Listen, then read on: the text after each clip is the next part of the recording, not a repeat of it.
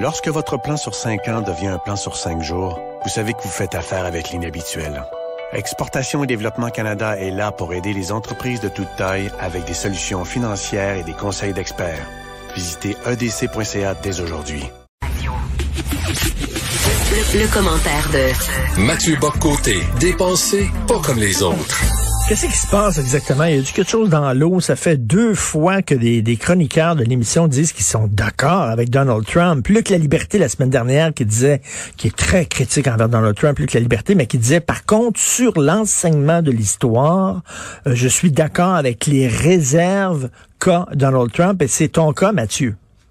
Oui, en fait, on est dans cette situation où on a Donald Trump, et là, il y a 2 possibilités. Soit on considère que c'est un dictateur fasciste et qui, donc, contre lui, donc, on mobilise toutes les armes imaginables, et ses électeurs sont vus comme des fascistes qui se reconnaissent dans un fasciste, ou on se dit on est en désaccord profond avec lui sur tant et tant de choses. Il n'en demeure pas moins que c'est un président élu dans une démocratie occidentale, et que ses électeurs ne sont pas tous fous, et qu'ils ont des raisons, malgré ses gaffes, malgré ses phrases, ils ont des raisons de voter pour lui. Et parmi ces raisons, j'en évoque 2. Alors, c'était évoqué effectivement par ton chroniqueur la semaine passée, et je vais y revenir. C'est ce qu'on appelle le projet 1619.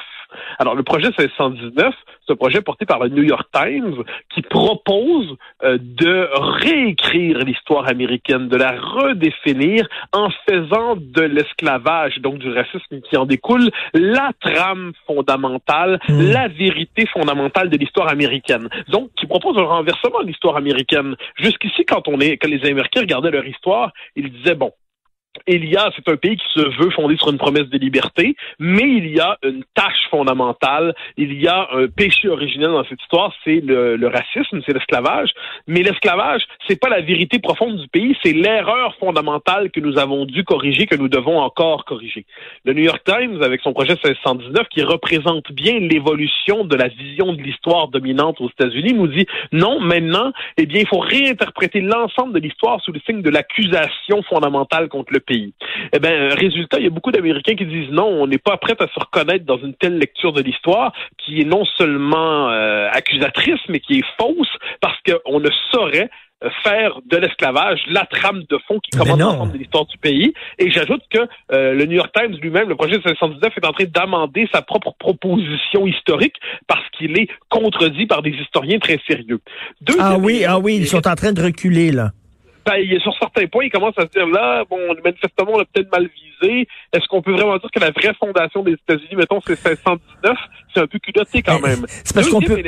Excuse-moi, mais je fais rien qu'une parenthèse là-dessus, là, puis on va aller à ton deuxième élément, mais tu ne peux pas résumer l'histoire d'un pays aussi riche, aussi vaste que l'histoire des États-Unis à un truc, là. Tu sais, c'est comme si on disait l'histoire de France, ça se résume à la colonisation. Et ça dit tout sur la France. Absolument. On est autrement dit, dans une espèce de réduction historique où il s'agit en fait de réduire un pays à sa tâche fondamentale. Les Américains se reconnaissent pas là-dedans, et Trump est celui qui dit non, ça on n'accepte pas ça.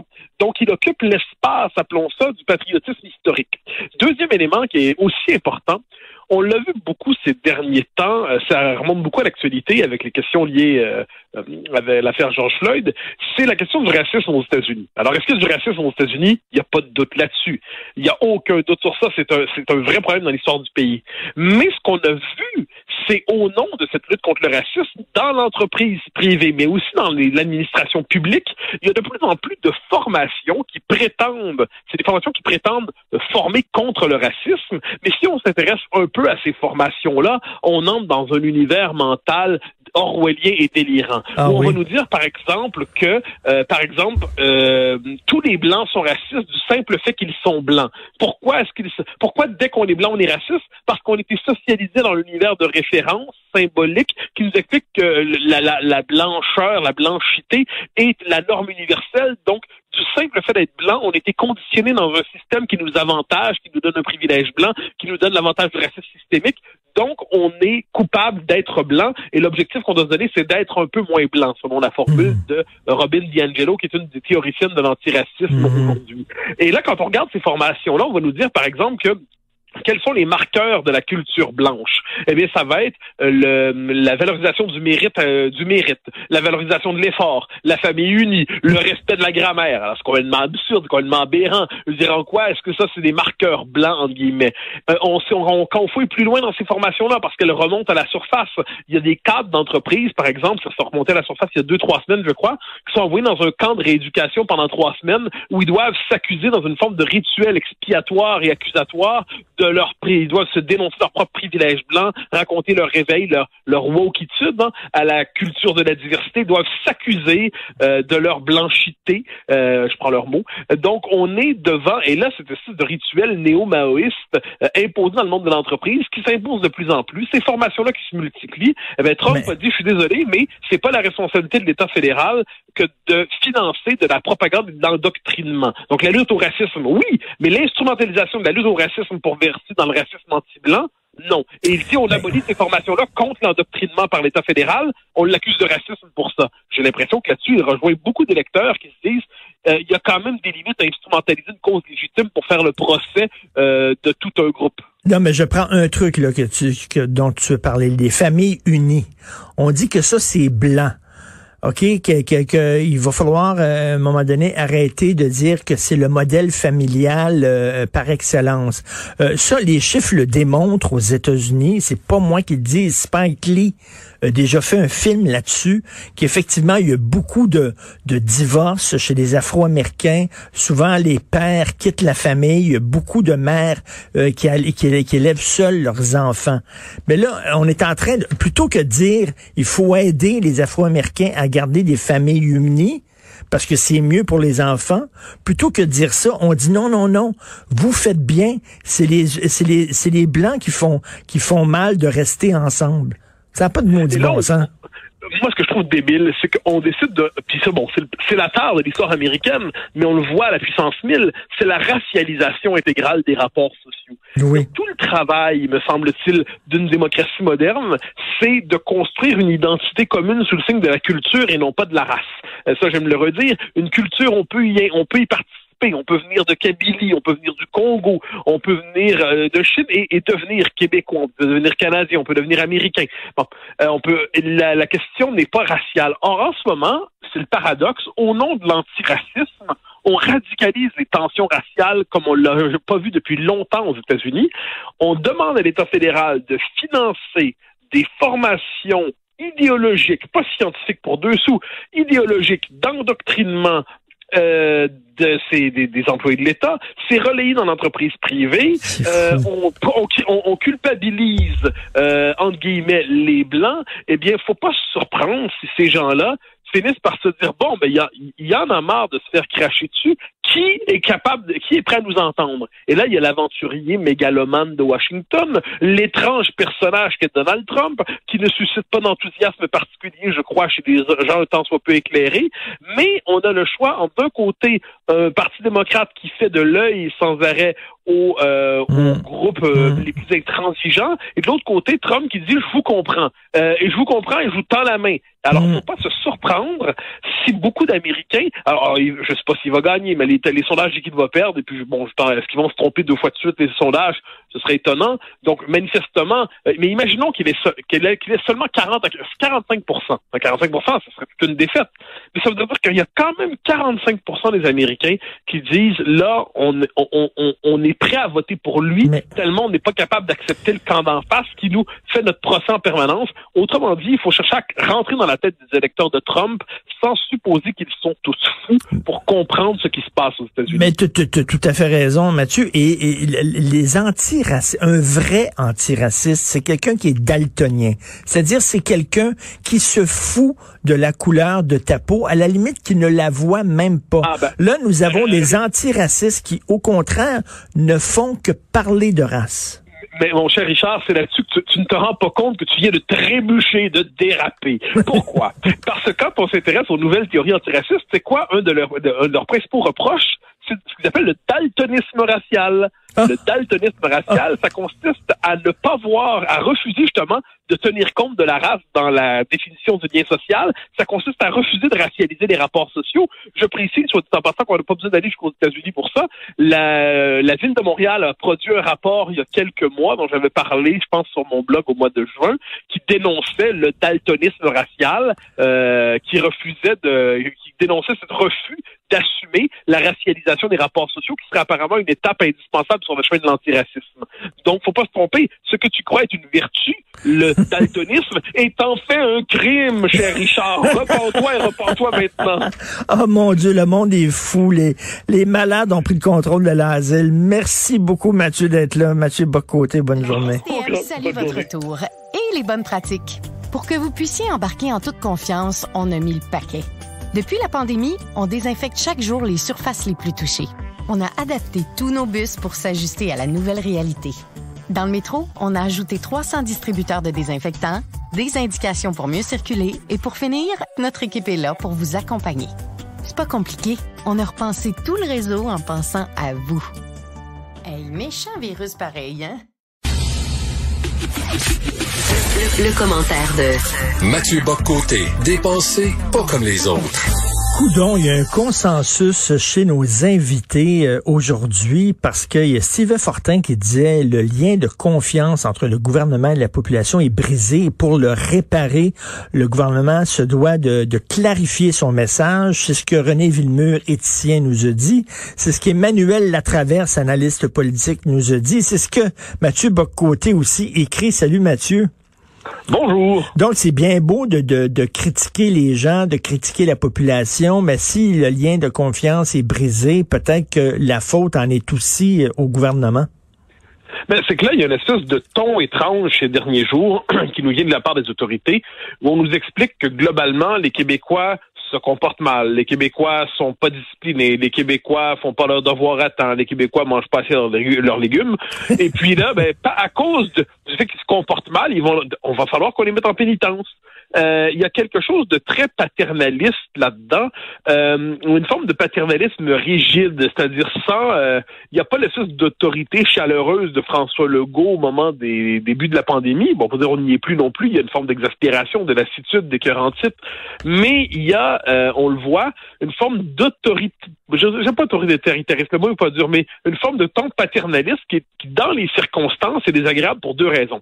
Premièrement, l'immense majorité des gens respectent les règles. Ça ne veut pas dire qu'ils les aiment, mais ils les respectent. Et réprimander toute une population pour une petite minorité, c'est un problème en tant que tel. Deuxième élément qui est peut-être plus important, en ce moment, il faut juste qu'on clarifie la situation, je dirais, au-delà du très court terme. On nous dira, le gouvernement lui-même, c'est pas exactement ce qui se passe. Je précise mon propos. On est dans ce moment dans la crise, la deuxième vague apparaît, bon, très bien. Là, il faut juste savoir, est-ce que jusqu'à l'arrivée du vaccin ou des médicaments qui répondent bien à la COVID-19, est-ce qu'on va passer de confinement à semi-confinement, à déconfinement partiel, à reconfinement, et cela pour une période durable, parce que c'est la seule manière de traverser la pandémie? Si oui, on le dit, et ça implique par ailleurs, c'est toute une vision de l'existence qui joue à travers ça, notre rapport au principe de précaution, notre rapport au risque, ou est-ce qu'on continue de naviguer à vue avec des recommandations qui sont quelquefois incohérentes, qui sont quelquefois un peu étranges, et que la population peine à comprendre, parce que qu'on le veuille ou non, le commun des mortels regarde un peu ce qui se passe ailleurs, regarde ce qui se passe ici, regarde ce qui se passe autour de lui, et commence à juger le gouvernement, non pas avec une sévérité excessive, mais commence à dire, bon, mais là, savez-vous exactement où vous en allez, ou même le savez-vous un peu. Donc, il y a une espèce de confusion qui s'installe, et moi, ce que je redoute, c'est que si le lien de confiance se brise vraiment, pas simplement chez les coucous et les oiseaux qui se promènent avec des manifestations étranges, mais si le commun des mortels commence à se dire, là, il y a quelque chose que on suit plus, on n'embarque plus, c'est là que la situation devient difficile à réchapper, à rattraper, et c'est ce que je redoute dans les temps à venir. Et là, tu vois, là, on sent là, que François Legault est mal à l'aise et il tente de ménager à la fois la chèvre et le chou, c'est-à-dire qu'il voit que la situation est grave, là, la situation elle est sérieuse en tout cas, là, qu'il y a vraiment une possibilité d'une deuxième vague qui va frapper fort, mais en même temps, il veut pas non plus déprimer la population en nous reconfinant une autre fois, en fermant des entreprises alors qu'on vient tout juste d'émerger de cette période sombre-là. Donc, il sait pas, là, il est entre les deux. Oui, puis la situation est en tant que telle intenable, c'est-à-dire des pandémies, ça arrive pas tous les jours. Et puis, comment réussir à réconcilier des besoins contradictoires, manifestement, c'est-à-dire, préparer des hôpitaux pour la prochaine vague. Mais là, hier, on voyait au téléjournal, à Radio-Canada, le nombre d'opérations, de diagnostics et d'opérations pour les cas de cancer qui sont reportés à cause de la pandémie, augmente considérablement. C'est pas un demi-détail non plus. Souhaitons que les cancéreux ne soient pas des victimes collatérales de la pandémie. Ensuite, on voit les entreprises qui ont fait des efforts, les restaurants, les bars qui ont fait des efforts pour s'adapter. Et là, on leur dit, malgré tous vos efforts, ça pourrait finir dans 2 semaines. Et le jour où il va y avoir une crise économique très sérieuse, on sera plus sur le sérum de la PCU, eh bien là, il y a quelque chose qui va se passer. C'est-à-dire, quand une économie entre en crise fondamentale, c'est pas la pandémie, c'est autre chose, mais ça fait mal aussi. Donc, je comprends que la situation est intenable. Moi, dans les circonstances, je crois que cela dit que le gouvernement doit se rappeler toujours d'une chose, c'est ce que j'appelle la théorie de la soupape. C'est-à-dire, dans les circonstances, il ne peut pas nous reconfiner comme il l'a fait au printemps. Les gens doivent conserver cette petite liberté qui consiste à pouvoir sortir de chez eux, probablement pas faire des grands parties, on l'aura compris, mais voir un ami, voir 2 amis, avoir la possibilité d'aller au restaurant si tout est bien protégé, aller au bar au coin de la rue si c'est bien protégé, pas pour faire la discothèque à 1h30 du matin, pas pour faire le grand party de minuit, mais juste la possibilité de conserver le minimum de vie sociale qui permet de traverser la période difficile, sans quoi ceux qui ont une vocation de moine et qui sont capables de rester chez eux à lire 18 heures par jour en faisant leur prière et en dormant peu, sont assez peu nombreux finalement dans notre société et c'est plutôt normal. Écoute, que penses-tu des gens, et là je parle pas des coucous et des oiseaux, là, mais que penses-tu des gens qui disent, regarde, à un moment donné, on ne peut pas mener ce genre de vie que l'on mène depuis quelque temps qui est pas normal en attendant un vaccin qui peut-être va arriver dans 2, 3, 4 ans ou peut-être jamais. Hein. Il y a toujours pas de vaccin pour le sida. Là, on attend Godot et Godot n'arrive pas. Et il y a des gens qui disent, ben là, la seule façon vraiment de retrouver un semblant de vie normale, c'est d'essayer de développer une immunité collective. C'est-à-dire que, écoute, il y a des gens qui vont l'attraper, puis à un moment donné, il va y avoir tellement de gens qui vont l'avoir attrapé que ça va stopper la propagation du virus, qu'on en est rendu là. Bref, de prendre la recette de la Suède. T'en penses quoi? Moi, je suis pas un épidémiologiste, je regarde ça avec la perplexité de l'homme ordinaire qui essaie de comprendre ce qui se passe.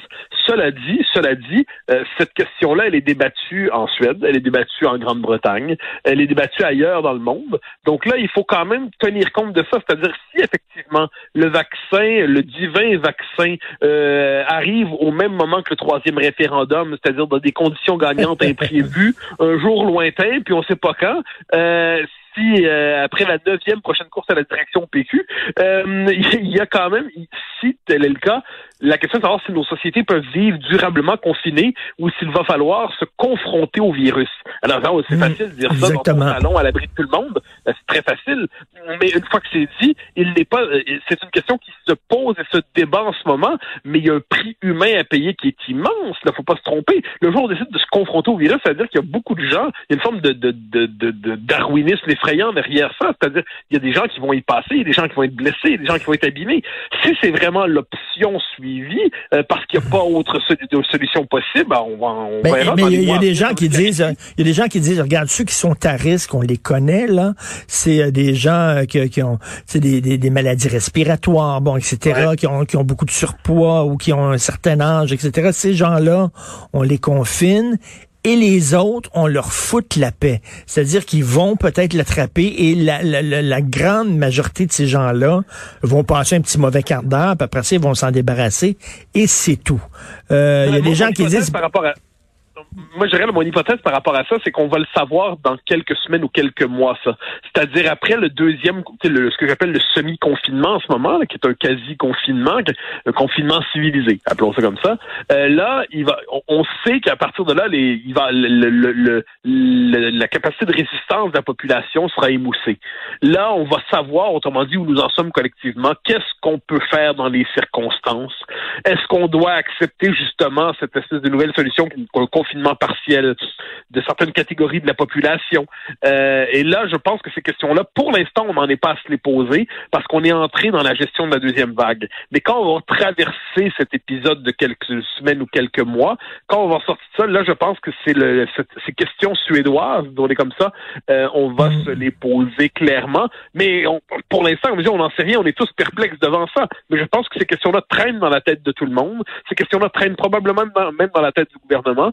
Mais on est rendu collectivement, on n'est pas rendu à cette étape-là. C'est comme s'il y avait une dernière étape de confinement majeur à traverser avant qu'on se pose clairement, est-ce qu'on est rendu à cette étape-là dans la gestion de la pandémie? Mais la vie qu'on mène n'est pas une vie normale. Ça n'a pas de sens et on se rend compte à quel point ce qu'on prenait pour acquis, saluer les gens, embrasser sur la joue, donner la main, et tout ça, là, c'est parti. Et oui. Notre part d'humain aussi, on a une part d'humain qui est disparue.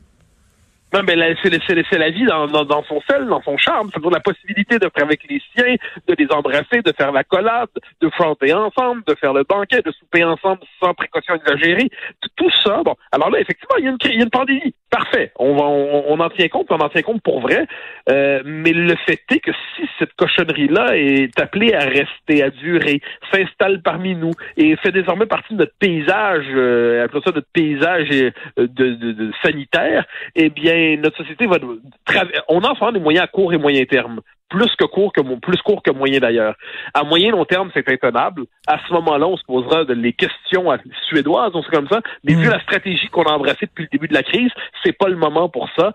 Puis qui sait s'il n'y aura pas un vaccin par ailleurs? Qui sait si le vaccin arrivera pas rapidement? Qui sait s'il ne sera pas efficace? Donc il y a toute une série possible qui compte aussi là-dedans, qu'on ne doit pas évacuer, qu'on ne doit pas tourner en ridicule. Mais il faut simplement savoir que tôt ou tard, si la situation ne s'améliore pas sur le fond des choses, c'est notre rapport collectif au virus qui va changer, ça m'apparaît évident. Tout à fait. Excellente réflexion. Merci beaucoup, Mathieu Bock-Côté. Bonne journée. STM salue votre retour et les bonnes pratiques. Pour que vous puissiez embarquer en toute confiance, on a mis le paquet. Depuis la pandémie, on désinfecte chaque jour les surfaces les plus touchées. On a adapté tous nos bus pour s'ajuster à la nouvelle réalité. Dans le métro, on a ajouté 300 distributeurs de désinfectants, des indications pour mieux circuler et pour finir, notre équipe est là pour vous accompagner. C'est pas compliqué. On a repensé tout le réseau en pensant à vous. Hey, méchant virus pareil, hein? Le commentaire de Mathieu Bock-Côté, dépensé pas comme les autres. À Cube Radio, on est prêt à tout pour vous informer. On ne recule devant rien. La preuve, notre invité a regardé pas un, pas deux, mais les 3 débats du PQ. Voici un homme qui s'est sacrifié personnellement pour vous informer. Mathieu Bock-Côté, merci. Oui, ça fait plaisir. D'autant, je proposerai un reportage sur la situation des coléoptères au Québec ou au Mozambique. Je susciterai plus d'intérêt qu'en parlant du PQ, mais je ne recule devant rien pour la vérité. Devant rien.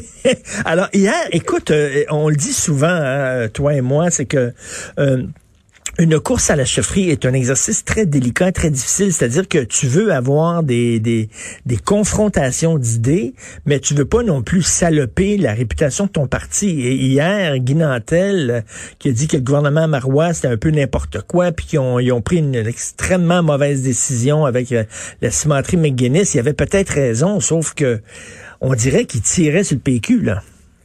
Oui, ben faut dire que c'est pas l'élément principal du débat. Moi, ce qui me frappe là-dessus, c'est ce qu'on en a rapporté. Nantel a fait son commentaire d'introduction se voulait assassin pour chacun des candidats. Il tombait plutôt à plat. D'ailleurs, il était plutôt décalé. Pour le reste du débat, il s'est fait plus calme. Puis quand il a attaqué là-dessus, bon, ça faisait de la nouvelle. Mais le cœur du débat n'était pas sur ça. Le débat, c'était nationalisme et environnement. Et moi, ce qui me frappe dans le débat, il était très révélateur, finalement. Pour ceux qui l'ont suivi, nous devions au moins être 10. C'était un débat qui n'était pas sans intérêt sur la question du nationalisme, par exemple. Alors, si on y va les 4 candidats très rapidement, Sylvain Gaudreault ferait un excellent chef du Parti vert. Il est passionné lorsqu'il parle d'environnement. Il est passionné, il en parle de manière compétente, il en parle de manière assurée. C'est simplement lorsqu'il parle de nationalisme qu'il est moins convaincant. Pourquoi? Parce qu'il peine à aborder la question. Dans son discours d'introduction, c'était fascinant.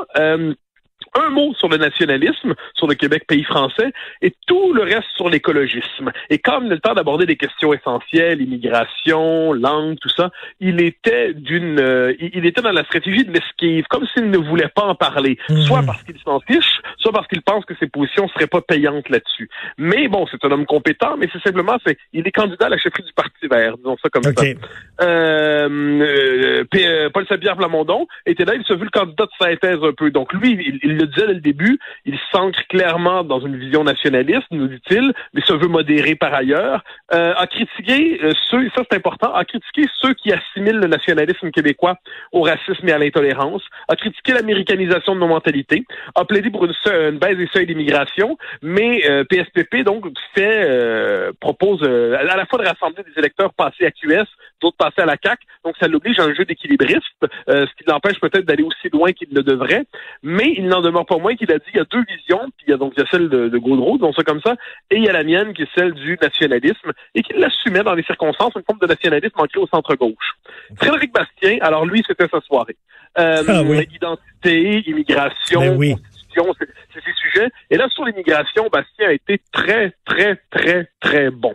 Il parlait franchement, il parlait clairement, c'est comme, Bastien a l'avantage de ne pas avoir de surmoi politiquement correct.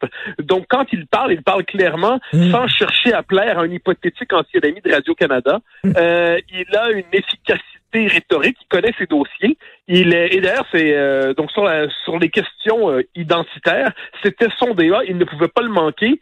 Et il l'a pas manqué, c'est un bon débat pour lui. Je ne pense pas qu'il va l'emporter, parce que les sondages laissent croire que il n'est pas du tout parti pour ça, mais il a confirmé, puis je pense que c'était la chose importante pour lui dans cette course. C'était un intellectuel, ce l'est toujours, mais c'est devenu un homme politique. Et ça, il a réussi le passage, c'est pas toujours réussi pour des intellos, donc ça, franchement, c'était réussi. Et enfin, Nantel, et là, c'est là qu'il y a eu une espèce de choc, c'est que Nantel, il y a un paradoxe chez lui. Il se veut le candidat de la transgression, mais il n'est transgressif que dans le style agressif. Mais sur le fond des thèmes, on l'a vu sur l'immigration, Bastien a été assez bon avec Nantel lorsqu'il lui a dit, parce que Guy Nantel dit, il faut une politique, il faut une grande étude sur l'immigration pour savoir ce qu'il en est. Et là, Bastien a pris la peine de lui dire, mais elles existent, ces études-là. Ben oui, il y en a plein. Est-ce que tu es au courant? Les connais-tu? Est-ce que tu as lu Dubreuil-Marois? Est-ce que tu as lu le livre de Jacques Houle? Est-ce que tu connais les travaux de Putnam? Est-ce que tu connais ces choses-là? Parce qu'elles existent, ces choses-là. Et là, on voyait que manifestement Nantel, sur ces questions-là, était plus ou moins à l'aise. Donc, soit parce qu'il croit vraiment qu'il n'y a aucune étude qui a été faite jusqu'à présent, et puis là, il dit qu'il en faut une, mais ça, on a envie de dire, va faire ses devoirs, ou il connaît ces questions-là, puis il s'est dit, je veux pas aborder trop la question de l'immigration, parce que ça pourrait être compromettant. Je ne sais pas. Mais le fait d'avoir des études sur l'immigration, c'était pas la position de Gaudreault, ça aussi? Oui, gros, exactement. Il y a des positions semblables, avec cette différence que Nantel, et c'est ça le paradoxe de Nantel. Nantel nous dit, quand il parle librement, quand il n'est pas occupé à nous parler de sa théorie de la grande étude, ce qu'il nous dit, c'est le Québec est dans une situation progressive de forme de péril identitaire, une minorisation démographique sur son propre territoire, la majorité francophone fond. Donc tout ça, il le dit clairement. Mais quand vient le temps d'agir, il bute sur l'espèce de prétention scientifique. Bon, c'est un peu bizarre parce que, comme je le redis, ces études-là existent et ils peinent à les assumer. Il y a des choses, on peut se dire là-dedans, ça me semble fondamental. Ça, c'est aussi Gaudreault sur l'immigration. On nous dit les études, mais ils devraient pas oublier que la question de l'immigration n'est jamais complètement dépolitisée. Selon qu'on donne plus d'importance, par exemple, si on est le Parti libéral, on donne beaucoup d'importance à l'idée qu'il faut augmenter les seuils parce que ça diminue chaque année, chaque décennie, la possibilité que l'indépendance du Québec se réalise un jour. Hein. Ça fait partie du calcul libéral. Moi, j'appelle ça des seuils d'immigration favorables au Parti libéral. Quand on est le patronat, on espère avoir des seuils élevés pour avoir une main-d'œuvre à bon marché qui fait pression sur les salaires, fait pression à la baisse sur les salaires, qui retarde les investissements nécessaires à la révolution technologique. Quand on est souverainiste ou nationaliste, normalement, on devrait s'intéresser particulièrement aux Français, on devrait s'intéresser aux capacités d'intégration, on devrait s'intéresser à la question des accommodements raisonnables, on devrait s'intéresser à la question de la convergence culturelle. Et là, on nous dira quelquefois que ça, c'est la position préférée des danseurs qui veulent tout éviter toute querelle. Ils vont nous dire la question, c'est pas le nombre, la question, c'est l'investissement pour l'intégration. Mais bien sûr que non. Le nombre compte. Si on reçoit 1000 personnes, on n'aura pas besoin de grandes mesures d'intégration. Si on en reçoit 10 000, on n'aura pas besoin de grandes mesures parce que les processus sociologiques d'intégration fonctionnent. Si vous en recevez 1 million, eh bien, vous avez beau avoir la politique jacobine, française, assimilationniste, la plus volontariste de l'histoire humaine, ça change rien. Le poids démographique est plus fort que vos politiques. Donc, ce débat-là, il était important. Il n'a pas été esquivé. Et donc, se cacher derrière les études, à un moment donné, il faut que les politiciens prennent, c'est à eux autres à décider, là. Il faut assumer un peu, il faut simplement dire, voilà pourquoi je tranche pour ça. Les études existent, se cacher derrière la prochaine étude, c'est une manière de pas trancher. Il faut assumer ses idées, me semble-t-il. Il y a rien d'honteux à avoir les différentes positions, mais il faut les assumer. Il faut cesser de se cacher derrière la technocratie. C'est pour ça que il y avait 2 positions et demie hier. C'est-à-dire, il y a la position claire, Bastien et PSPP, qui disent on baisse les seuils parce que l'intégration fonctionne pas. Il y a la position Gaudreault, qui est la position, on va faire des études, la technocratie va s'en charger, puis à un moment donné, on va trancher, mais c'est le refuge technocratique. Puis il y a Nantel, qui lorsqu'il parle librement, dit oui, manifestement, on en reçoit trop, puis on n'est pas capable d'intégrer. Puis lorsque vient le temps de trancher, dit oui, il nous faut des études et je veux pas me prononcer. Bon, c'est une espèce d'étrange jeu, les militants choisiront à partir de là. Et toi, tu as vu les 3 débats, et c'est seulement 3 débats qu'il y a, mais c'est quand le vote, bientôt? C'est je pense du 5 au 9 novembre, au décembre, pas que je le vois, 5 au 9 octobre. OK, alors bon, qui tu dis gagnant de ces 3 débats-là, selon toi? Premièrement, je pense que c'est certainement pas les membres et les militants, parce qu'il y a quelque chose qu'il va falloir reprocher aux apparatchiks du PQ d'avoir fabriqué des questions, des formules de débat qui permettaient pas vraiment aux opinions de s'exprimer. Hier, les candidats ont imposé les thèmes au-delà des questions posées. Ça vaut la peine de le dire. Je dirais que globalement, il n'y a pas de grand gagnant des 4 débats. C'est-à-dire ça, puis c'est peut-être le problème. C'est-à-dire Nantel devait espérer, je crois, par exemple, éclipser tous les autres. C'est pas le cas. Gaudreault devait probablement dire ma compétence va écraser toutes les autres. Eh bien non, c'est pas le cas. PSPP devait se dire je suis la jeunesse, le renouveau. Est-ce que ça éclipse tous les autres facteurs? Non, c'est d'autres facteurs comptent. Puis Bastien a des vigueurs intellectuelles, mais est-ce que ça suffit à écarter tous les autres facteurs? C'est pas le cas non plus. Donc je crois que ce qui va compter vraiment, ça va être la capacité des machines dans parce que normalement les machines électorales, bon, ça fait partie de la légende urbaine, mais là ça va compter pour être capable de mobiliser un très petit nombre de membres finalement, pour être capable d'avoir la prochaine, de remporter le vote. Une chose me semble certaine, cela dit, ceux qui parlent franchement ont tendance à gagner la sympathie des membres. Ceux qui ne se cachent pas derrière la rectitude politique ont tendance à gagner la sympathie des membres. De ce point de vue-là, PSPP et Bastien, me semble-t-il, ressortent du lot dans les circonstances. Je suis content. Pas dire que les autres sont pas à la hauteur. Je suis content qu'on donne la chance à des libres penseurs. Et écoute, tu as regardé les 3 débats. Maintenant, je te donne la permission de regarder un bon film de Chuck Norris. Ah, formidable! Je pourrais prendre pour Chuck qui gagnerait et qui sauvera l'accident en Amérique. Mathieu Bocoté, bonne journée. Sur 5 ans devient un plan sur 5 jours. Vous savez que vous faites affaire avec l'inhabituel. Exportation et Développement Canada est là pour aider les entreprises de toute taille avec des solutions financières et des conseils d'experts. Visitez edc.ca dès aujourd'hui. Le commentaire de Mathieu Bocoté, dépensé pas comme les autres. Écoute, Mathieu, je vais commencer tout de suite notre conversation en me faisant l'avocat du diable, OK? Dans ta chronique, tu es très, très déçu et même furieux contre François Legault et son gouvernement qui veulent prioriser l'agrandissement du cégep d'Anson. Mais moi, je te dis, toi et moi, on vit dans le monde des idées, OK? Dans le monde des idées, on peut être pur, on peut être parfait. Lui, il vit dans le monde de la politique et il veut passer une loi qui va resserrer la vis pour la protection de la langue, une loi 101 renforcée. Et il se dit, il faut que je mette un petit peu de vaseline pour que ça passe auprès de la communauté anglophone, pour pas qu'ils capotent. Fait qu'on va leur donner ce cadeau-là, qui est l'agrandissement de Dawson. C'est le prix à payer. Qu'est-ce que t'en penses? Je pense que tu inverses la perspective. C'est à nous, en fait, qu'on a offert la vaseline. C'est-à-dire, on nous a offert, il y a quelques jours, avec l'augmentation du financement de l'OQLF, des inspecteurs, un suçon. C'est très gentil, un suçon. On dit bravo, j'ai un suçon, formidable, j'ai un suçon. La journée d'après, on offre aux adultes le parc au complet de Cadillac. Et là, on dit, pourquoi vous sortez juste? Vous avez eu un suçon, de quoi vous plaignez-vous? Alors, faut être sérieux. C'est-à-dire que globalement, en décidant de financer les inspecteurs de l'OQLF, on pourra effectivement vérifier au jour le jour, avec des inspections rigoureuses, les effets d'une politique d'anglicisation menée par le financement massif des institutions anglophones. Alors, l'enjeu est là. C'est-à-dire que l'agrandissement de Dawson, c'est pas un détail, c'est pas de la vaseline, c'est pas un suçon. C'est une des décisions structurantes, pour le dire avec le vocabulaire de l'époque, les plus pesantes dans l'histoire récente du Québec sur le plan linguistique pour Montréal. Parce que Dawson, il ne faut pas se compter l'histoire. La croissance de Dawson ne vient pas d'une croissance inattendue de la minorité historique anglaise. Dawson ne trouve le moyen de croître que par le passage massif de ce qu'on appelle les enfants de la loi 101 et de francophones, de Québécois francophones de vieille ascendance, qui passent à Dawson pour deux raisons. Dans le cas des enfants de la loi 101, c'est que manifestement, dès que l'obligation de fréquenter le système scolaire francophone n'est plus là, on s'en sauve. Et pour beaucoup des jeunes franco, eh bien, on va pas à Dawson pour apprendre son anglais, quoi qu'on en dise, ça c'est une blague. On va à Dawson parce qu'on parle déjà très bien anglais et qu'on décide de rejoindre ce qui est vu comme les circuits de l'excellence dans l'anglosphère et se désaffilier de la société québécoise qui est vue comme une province trop petite et étouffante. Et le rôle des institutions financées par l'État québécois, me semble-t-il, à Montréal, ça devrait être de construire un monde commun francophone.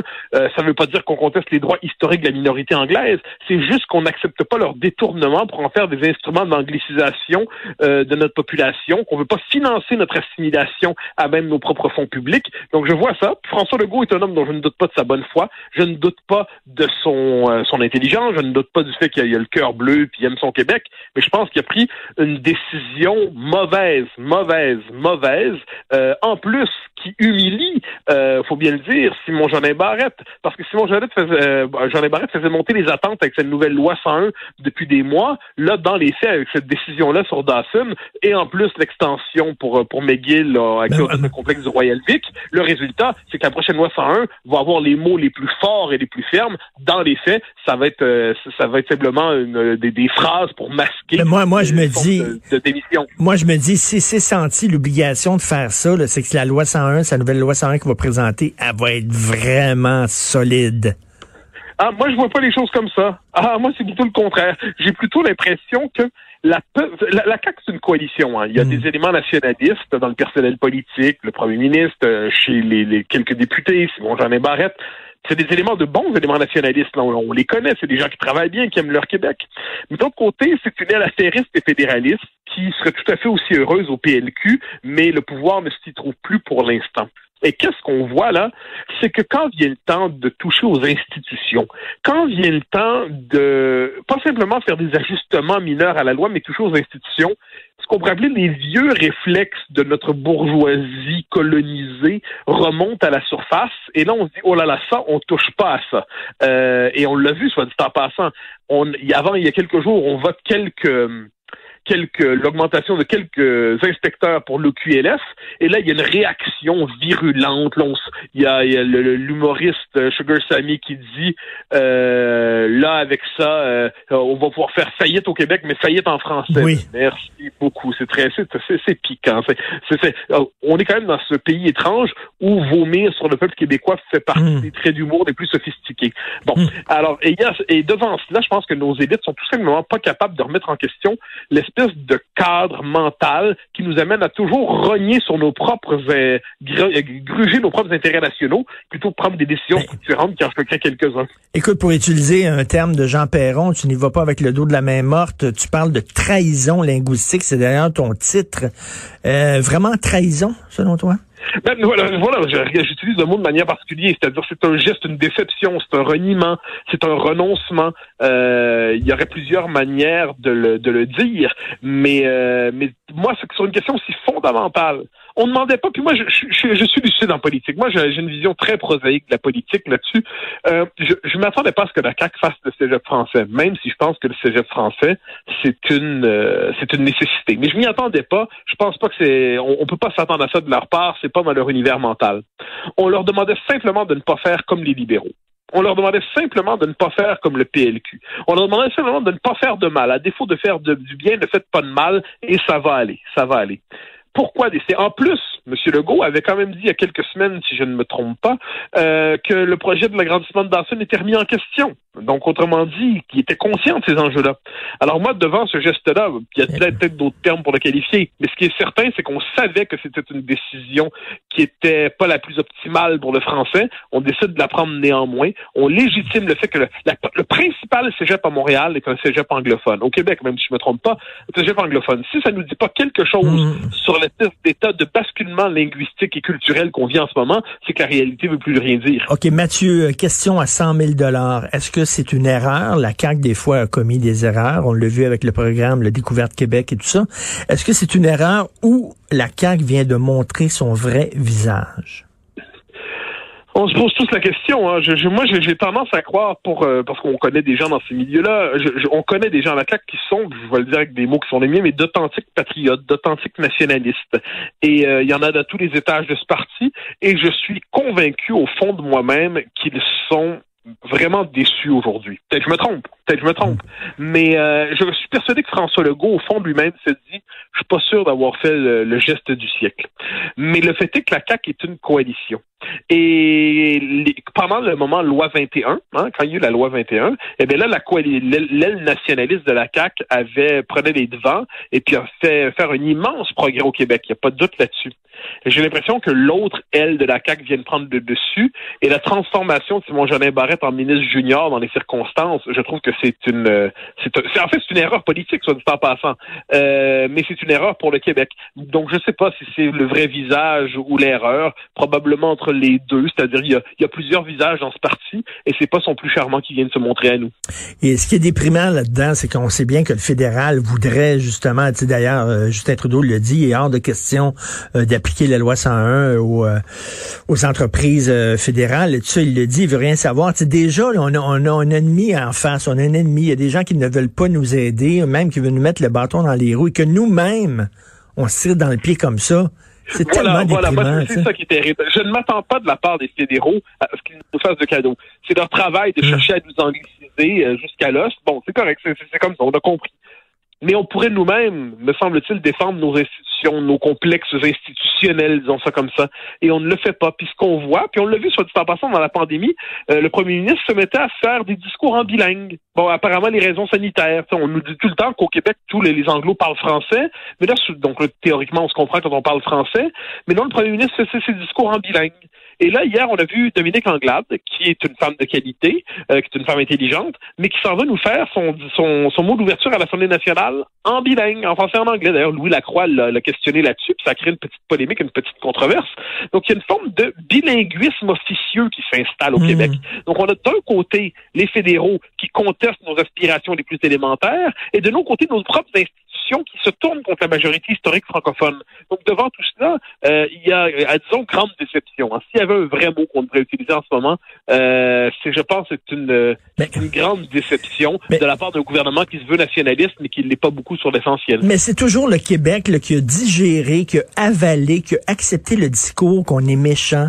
Donc, lorsqu'on veut protéger notre culture, donc on veut montrer que non, finalement, on n'est pas si méchant que ça. Regardez la preuve, on donne un beau cadeau à notre minorité anglophone. C'est drôle, de l'autre côté, au Canada anglais, ils gênent pas pour piétiner les droits des francophones, puis ils s'excusent pas. Mais nous autres, il faut toujours montrer que non, on va payer le bol, tu sais. Avec cette espèce de confusion, c'est-à-dire que la minorité anglaise au Québec n'est pas vraiment sur le plan continental une minorité, elle n'est pas en danger de quelque manière ce soir. On lui reconnaît ses droits, il n'y a pas de doute là-dessus, elle a des droits historiques, mais on ne savait pas, par exemple, je vais juste donner un exemple, la répartition, appelons ça francisation ou anglicisation des immigrants. La minorité historique anglaise au Québec, au sens strict des termes, c'est environ 8%. Pourtant, elle attire 50% des nouveaux arrivants. Le déséquilibre dans la capacité d'intégration au sein même du Québec est incroyable. On n'est pas capable de franciser nos propres immigrants parce que la dynamique institutionnelle, politique est telle que la minorité anglophone réussit à prendre beaucoup plus que sa part des nouveaux arrivants. On regarde le Canada ensuite où il y a une forme de gestion tranquille de la disparition programmée des francophones. Hein. On a partout à leur enlevé leurs droits, puis une fois qu'ils étaient condamnés presque à l'extinction, on leur a offert un masque d'oxygène artificiel en demandant et ils doivent dire merci. Bon, ça c'est le Canada tel qu'il est. Donc devant cela, on a un manque de lucidité, je trouve, et c'est cette espèce de lucidité élémentaire qui nous manque. Rappelons-nous une chose, quand Camille Lorrain a fait la loi 101 en 1977, on l'a traité de tous les noms, de nazis, de fascistes, d'hitlériens, tout le tralala. Je constate que dès que les Québécois, dès que le Québec veut affirmer ce que René Lévesque appelait notre différence vitale en Amérique, eh bien, on se fait toujours d'une manière ou de l'autre diaboliser, on se fait toujours fasciser, on se fait toujours dire qu'on va trop loin, qu'on va faire faillite en français, qu'on va se ruiner en français, on nous regarde avec une condescendance, un mépris colonial qui ne dit pas son nom. Eh bien, devant tout cela, on aurait envie que nos nationalistes au gouvernement décident de redresser les chines et plutôt que de multiplier les compromis qui sont en fait des compromissions. Je crois que fondamentalement, François Legault, j'en suis convaincu, est un nationaliste sincère, mais ce geste qu'il vient de faire aujourd'hui, hier, c'est un geste qui est décevant et qui va contre ses propres intérêts politiques et contre les intérêts du Québec. Décevant. Je peux confesser ma déception. Écoute, moi, une date qui va être marquante, c'est j'ai hâte de voir comment il va réagir lorsque le fédéral va déclarer anticonstitutionnelle la loi 21, parce que je suis sûr que c'est ça qui va arriver. J'ai hâte de voir comment il va réagir. Ça va être aussi on va voir son vrai visage à M. Legault. Merci beaucoup. J'invite les gens à lire, bien sûr, ton texte. D'ailleurs, le début, il y a quelques semaines encore, la CAQ passait pour un parti nationaliste. Cette illusion vient de se dissiper. Mathieu qui mange pas ses mots. Merci, Mathieu Bock-Côté. Salue votre tour et les bonnes pratiques. Pour que vous puissiez embarquer en toute confiance, on a mis le paquet. Depuis la pandémie, on désinfecte chaque jour les surfaces les plus touchées. On a adapté tous nos bus pour s'ajuster à la nouvelle réalité. Dans le métro, on a ajouté 300 distributeurs de désinfectants, des indications pour mieux circuler et pour finir, notre équipe est là pour vous accompagner. C'est pas compliqué, on a repensé tout le réseau en pensant à vous. Hey, méchant virus pareil, hein? Le commentaire de Mathieu Bock-Côté, dépensé pas comme les autres. Alors Mathieu, bien sûr, on va parler du Grand Orange, mais avant tout, l'arrêt des procédures contre Nathalie Normando, Marc-Yvan Côté et les 4 autres co-accusés, tu en penses quoi? Que cela nous donne un formidable sentiment de respect envers notre système de justice, n'est-ce pas? Je le dirais de cette formule qui témoigne de toute l'estime que j'ai pour cette idée. OK, ça résume pas mal tout. Écoute, donc, habituellement, quand un président perd les élections, ce qu'il fait, c'est qu'il met ses dossiers en ordre, il s'assure que le transfert des pouvoirs se fait de façon parfaite, tu sais, bon, après ça, tu quittes avec élégance et tu retournes dans ta vie privée. Et ce que Donald Trump a semblé dire, c'est que vous allez devoir m'attacher pour me sortir de la Maison-Blanche. Je veux rien savoir, je concéderai pas. D'ailleurs, est-ce qu'on dit concéder la victoire ou concéder la défaite? Concéder la victoire. Tu vois la formule que j'entends souvent, mais c'est probablement, mon Dieu, bonne question. Je suis tout à fait curieux. Je demanderai de m'éclairer là-dessus lundi prochain. Oui. Mais alors non, c'est que c'est une déclaration insensée, évidemment, qui s'inscrit dans une situation insensée. Parce que un petit portrait de la situation. Il y a quelques semaines, si je ne me trompe pas, pas quelques jours, mais quelques semaines, Hillary Clinton va dire à Joe Biden, sous aucun prétexte, vous ne concédez la victoire le soir de la présidentielle, vous nous concédez la victoire. Bon.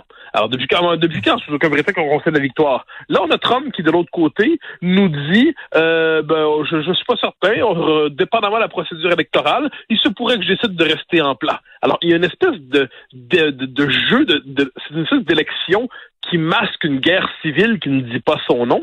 Tout ça dans un contexte plus large où on voit que fondamentalement l'élection de Trump n'a jamais été acceptée par les démocrates qui pendant 4 ans ont cherché à l'annuler, soit en disant qu'il avait été élu par les Russes, ensuite il fallait faire un impeachment contre lui, ensuite, autrement dit, c'est comme si on n'acceptait pas le résultat électoral de 2016, et de l'autre côté, Trump, qui de son côté s'imagine, effectivement, il y a une psychologie d'autocrate, et qui ne considère pas que le pouvoir qu'il a désormais soit autre chose qu'un pouvoir personnel qui lui revient presque de droit divin. Alors là, on est devant une espèce de situation impossible. Élément de plus, histoire de s'assurer que ça va vraiment bien, on peut être à peu près certain, je gagerais beaucoup d'argent sur ça, que peu importe qui l'emportera, la rue le lendemain matin, va chercher à peser sur le résultat de l'élection. Après le vote. Si Trump l'emporte, là, imaginons qu'il l'emporte, c'est pas impossible, c'est pas probable, mais c'est pas possible, c'est pas impossible.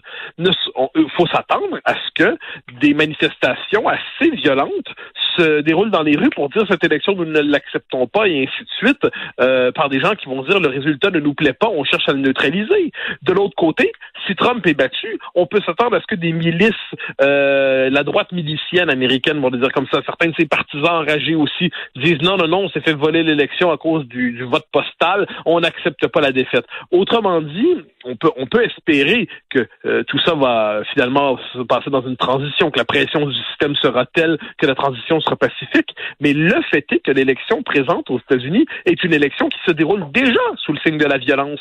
On le voit dans les villes occupées où agissent les antifas, l'extrême gauche milicienne. On le voit avec un Trump avec une rhétorique incendiaire. On est autrement dit dans un pays qui est traversé par une logique par une espèce de logique d'affrontement grave et qui ne parvient pas à en sortir. Je dirais même qu'il ne veut pas en sortir, comme si les deux camps voulaient en finir une fois pour toutes avec l'autre. Et t'imagines si c'est une victoire d'un côté comme de l'autre, mais qui est avec une mince devancée, une mince avancée, 55-45 ou quelque chose comme ça. Oh boy. 55-45, c'est une grosse victoire, mais moi je te propose un autre scénario. Trump, moins de votes, mais victoire au collège électoral, donc plus de grands électeurs. Ce qui s'est passé, soit dit en passant, la dernière fois, en 2016, c'est ça. C'était aussi le cas, si je ne me trompe pas, en 2000, avec Bush, qui avait avec le recomptage en Floride. Donc, imaginons que, selon la règle constitutionnelle américaine, Trump remporte l'élection, même s'il y a moins de votes. Je sais pas, moi, 100 000, 1 million de votes de moins, j'en sais rien, il y a moins de votes. Comment le système va réagir par rapport à ça devant une telle contestation? Est-ce que les démocrates à ce moment-là vont dire il faut respecter le système même s'il joue contre nous cette fois parce que c'est le système dans lequel on joue, telle est la règle? Ou est-ce qu'ils vont dire on n'accepte plus la règle et on entre dans une dynamique de blocage institutionnel? Alors moi je regarde ça avec terreur, effroi. J'ai l'impression que la déraison est bien partagée entre les deux camps. Trump a cette singularité d'avoir une personnalité d'autocrate, une espèce de personnalité autoritaire, disons ça comme ça, au sommet de l'État, mais ne croyons pas que devant lui, il n'y a que des anges. Il y a des foules, des militants qui sont prêts à aller très loin pour empêcher sa réélection, au pire, pour empêcher de la poursuite du pouvoir s'il l'emporte. Donc moi, je regarde ça. Les États-Unis sont dans une situation de tension. C'est un pays surarmé, ne l'oublions pas. C'est un pays où il y a des milices. C'est un pays où les gens se promènent armés dans la rue. C'est un pays suridéologisé. C'est un pays dont on devrait se tenir le plus loin possible mentalement. Ben écoute, c'est vraiment très inquiétant. Là. Je sais que quand on parlait de guerre civile, je trouvais le mot vraiment alarmiste et exagéré, mais lorsqu'on regarde ce qui se passe actuellement, et comme tu le dis, là, ils sont lourdement armés, ces gens-là. Et d'un côté comme de l'autre, si Trump remporte, les démocrates vont dire qu'il a volé l'élection, et si Trump perd, il va dire que c'est un coup d'État contre lui, là. Oui, exactement. Et là, c'est pour ça qu'on aimerait ramener l'élection dans des termes. Ça, me semble que les Québécois, du haut de leur sagesse, vont expliquer aux Américains comment voter. Mais essayons néanmoins. Moi, j'ai tendance à dire en démocratie, par définition, on doit accepter l'idée qu'il y a des raisons valables de voter pour chaque camp. Si on n'accepte pas cette idée, c'est qu'on n'accepte pas le jeu démocratique. On doit au moins concéder à l'adversaire la légitimité de son point de vue. Donc, imaginons si les Américains étaient capables de renouer avec l'esprit de leurs institutions. On peut comprendre que des électeurs plus nationalistes, plus conservateurs, à droite, on peut appeler ce qu'on veut, les libertariens aussi, finissent par voter Trump. On peut concevoir que ceux qui en ont assez d'un pouvoir exagérément personnel, qui croient davantage à l'État social, qui croient que les États-Unis font face à des injustices où l'État doit jouer un rôle plus grand dans la justice sociale, vont se dire on va voter démocrate. On devrait être capable de se dire que les deux camps sont respectables. Mais c'est ce que les Américains ne sont plus capables de faire. Ils ne sont plus capable d'envisager, et je le dis des deux camps, c'est-à-dire Biden dit Trump absolument inacceptable, Trump dit des démocrates absolument inacceptable. Mais quand on est dans cette logique-là, le jeu démocratique est censé permettre le passage au pouvoir d'un autre camp dont on accepte la légitimité, il ne fonctionne plus. La démocratie fonctionne à condition qu'on accepte que le camp d'en face puisse gagner. Écoute, Mathieu, tu as tout à fait raison. Les Américains, à travers leur histoire, sont passés par plusieurs périodes de turbulence. Pensons aux années 70, les manifestations contre la guerre du Vietnam, le scandale du Watergate et tout ça. La gauche était dans la rue. Et Richard Nixon avait gagné ses élections avec vraiment une marge de manœuvre énorme, là. Il était rentré et on l'avait accepté. On avait accepté les résultats de l'élection, même si on n'aimait pas Nixon, en disant, le peuple a voté et voilà, on l'accepte. Là, on n'est plus rendu là. Voilà, je pense que c'est deux éléments exacts. Il y a la question de la confiance aux institutions. C'est-à-dire, est-ce qu'on accepte que les institutions nous dépassent et on accepte de jouer selon leur jeu, même si on est critique sur tel ou tel aspect. Ça, je pense que c'est un élément central. Aujourd'hui, ce qui s'est brisé, c'est je dirais, une espèce de confiance, non seulement dans les institutions, mais dans même le patriotisme élémentaire du camp d'en face. Les démocrates prennent Trump et les républicains pour des racistes, des sexistes, l'extrême droite, tout le tralala. Et les républicains, Trump, prennent souvent les démocrates pour des un-American, pour des espèces d'éléments anti-américains. C'est une rhétorique très américaine, mais ils sont pas vraiment américains, ils sont traîtres au pays. Alors quand on a d'un côté l'extrême droite, de l'autre des traîtres, comment on fonctionne exactement là? C'est plus possible de fonctionner ainsi. Donc tout le travail de la psychologie démocratique consiste normalement à accepter que ce qui me déplaît puisse exister et qu'aucun camp n'a le monopole du vrai, du juste et du bien. Pour moi, c'est une conviction profonde, déterminante. Or, mais c'est pas naturel à l'homme. Ça, on a tendance à l'oublier. Julien Freud, le philosophe, disait « Les hommes peuvent être tolérants, mais les idéologies ne le sont pas. » Les idéologies sont naturellement intolérantes, elles sont hégémoniques, elles sont impériales et dominantes. Et les hommes portent en eux des contradictions. On a un beau-frère qui pense pas comme nous. On l'aime bien, le beau-frère, mais pour que ceux qui pensent pas comme nous, c'est insupportable, cette manie-là, mais on l'aime bien, c'est le beau-frère. Donc, ça va. T'as le droit. T'as tort, mais t'as le droit. Bon, mais ça, je pense que cette espèce d'esprit qui est capable de négocier avec le désaccord, c'est un élément essentiel de la psychologie démocratique. Une fois qu'on n'est plus là-dedans, eh bien là, c'est là que l'esprit démocratique s'effondre. Et déjà que le mois de novembre est difficile à supporter, même si tout va bien. Alors en plus, avec ce qui se passe aux États-Unis et les résultats de l'élection, ça risque de brasser. Merci beaucoup. Bon week-end, Mathieu Bock-Côté. Formidable année 2020. Oui, formidable. Salut.